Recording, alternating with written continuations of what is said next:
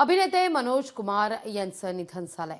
वयाच्या 87व्या वर्षी त्यांनी अखेरचा श्वास घेतला। या सगळ्याविषयी बोलण्याकरता चित्रपट समीक्षक दिलीप ठाकूर सर आपल्या सोबत जोडले गेलेले आहेत। सर, निनावी लेखक ते अभिनेता असा खरं तर मनोज कुमार यांचा सगळा प्रवास राहिलेला आहे। खरं तर नाव त्यांचं हरिकृष्णगिरी गोस्वामी, पण चित्रपट सृष्टीत आले आणि त्यानंतर मनोज कुमार हे नाव मात्र प्रत्येकाच्या गळ्यातलं एक ताईत झालं। त्यांचं सगळ्यात गाजलेलं गाणं म्हणजे प्यार का नगमा है। आज प्रत्येकाच्या ओठी हे गाणं पुन्हा एकदा मनात सुद्धा रुंजी घालतंय।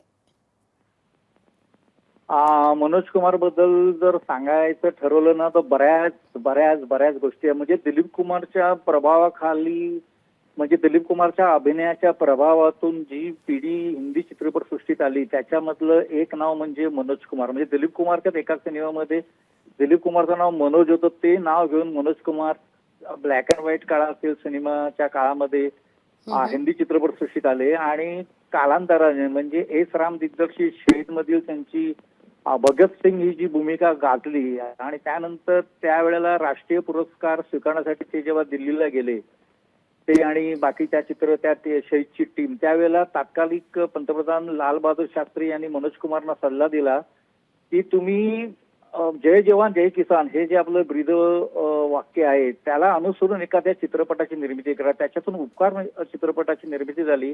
उपकार पासून मनोज कुमारने प्राण्यांना विलन मधनं चरित्र भूमिकांकडे आणलं आणि मनोज कुमारला एक नवीन अशी प्रतिमा मिळाली। म्हणजे 70च्या दशकामध्ये पारंपरिक लोकप्रिय चित्रपटातून जनसामान्यांना देशभक्तीची जाणीव करून देण्याची जी भूमिका आणि भावना होती ती मनोज कुमारने आपल्या चित्रपटातून जागवली, वाढवली, रुजवली।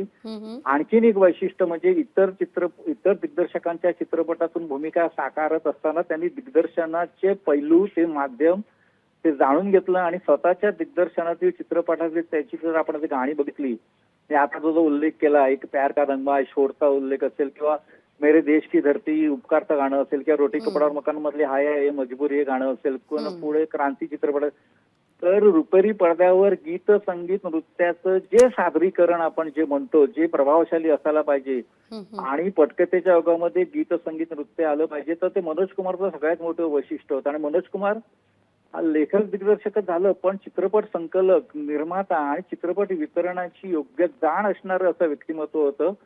आणि चित्रपटाची संख्या कायम त्यांनी कायम नियंत्रणात ठेवली। कधी भारंभार चित्रपटात भूमिका नाही केल्या किंवा भारंभार चित्रपटाची निर्मिती केली नाही। काळ बदलला, कामाची पद्धत बदलली, नवीन 90च्या दशकामध्ये नवीन पिढी चित्रपटसृष्टीत आली आणि मग त्यांनी हळूहळू थांबणं पसंत केलं आणि जय हिंद चित्रपटाच्या निर्मितीनंतर त्यांनी निर्मिती थांबवली। त्यांच्या चित्रपटाच्या सेटवर जाण्याचा मला योग आला होता। देशवासी नावाचा त्यांचा चित्रपट होता, त्यावेळेला मनोज कुमारांच्या भेटीचा आलेला योग मला आजही आठवतोय। अतिशय संयत बोलणं, चित्रपट माध्यम आणि व्यवसायाची उत्तम जाण असणं असं ते व्यक्तिमत्व होतं असं मी म्हणेन।